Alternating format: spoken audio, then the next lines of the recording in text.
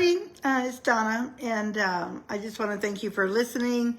And for the ones going to listen to the recording later, thanks for listening for the recording later. So I just want to take a few minutes. The other day, I was talking to one of my best friends and somebody I do a lot of work with, and we were talking about coaching, and I was sharing, I love what I do. I love what I do. I'm a life coach. I'm a business consultant for small businesses, and I'm a trainer for sales. But I love what I get to do. I love to see people transform their lives. And I do a lot of trainings. A lot of trainings I do is on completing the past, completing with people. I do a lot about communication.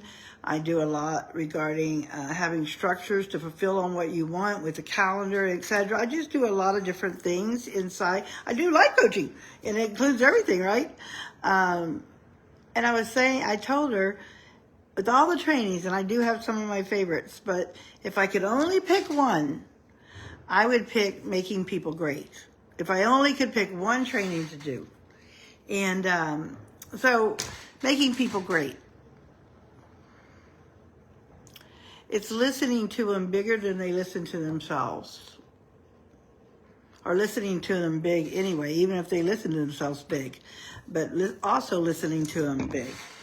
And I was sharing that what I love about it, it doesn't cost anything. Any of us can do this, okay? And it's probably is the most impactful without costing anything. Now, what do I mean by making people great? So it's funny. So when I start coaching, I go through my things, kind of just give a bird's eye view of how the coaching goes, right? And one of the last thing I say is, sometimes it's a double-edged sword working with me. Now, I'm not going to say it always is, but one of the things it could be is I'm going to make you great. And they're like, oh, wow, she's going to make me great. Well, that sounds good right now, right? But what it looks like over time if they work with me, at one point, somebody will come up with an excuse or some bullshit, right? And I won't make them wrong for it. I'll say, thanks for sharing. And then I'll listen to them great and call them forth. And not buy into it. I'm not going to buy into it. And sometimes people get all mad about that. Usually people that are very direct and things, I've had people scoff off. But those are the people that come back to me because it's honest without any make wrong. So, personal examples for myself. So, in my younger years, I got out there young. I screwed up for many years. I made bad decisions. And I've been in my younger years, I've been on both sides of the sofa. I was in binds sometimes that, I had to stay on somebody's sofa because I didn't have a home exactly. And somebody took me in, or I've taken many people in when they're down on their luck or whatever. So I've been on both sides. But making people great is what made all the difference for me at the beginning of my transformation. I had low self-esteem, and a lot of people would know. A lot of people didn't know it. Because I could look you in the eyes. I always worked. I worked since I was 12. I can look you in the eyes and shake your hand. A lot of times I was in a men's world, but and then a lot of people, a lot of people knew and could see through me, right? So I really used to make myself wrong. I don't believe in right or wrong anymore. It just is. And I don't come from that. But I used to make myself so wrong all the time. People couldn't even stand to be around me because everything about me for myself was wrong. And I was always verbalizing it.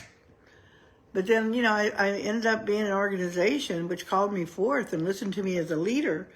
And just by people believing me and listening to me and not buying into my belief, I rose. Now, I don't have low self-esteem anymore, and I am a leader, and I do make a difference. I'm clear about that. And I got to do something I never imagined I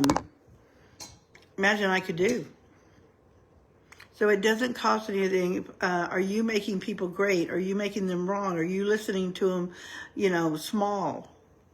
You know, a long time ago there was an experiment, like I don't know if it's lightning bugs or whatever. They put in a pimento jar, made hose, right?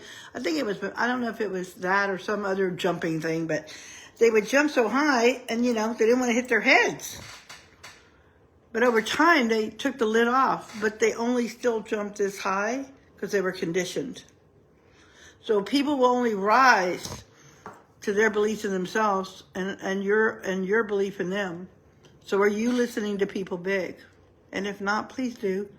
It is so rewarding to see somebody rise, and it doesn't cost a cent. And it made all the difference for me, and I made a difference for many people just doing that one thing. All right, go have a great day. If you have any questions, let me know. I'd love interactions. Yeah. Thank you. Bye.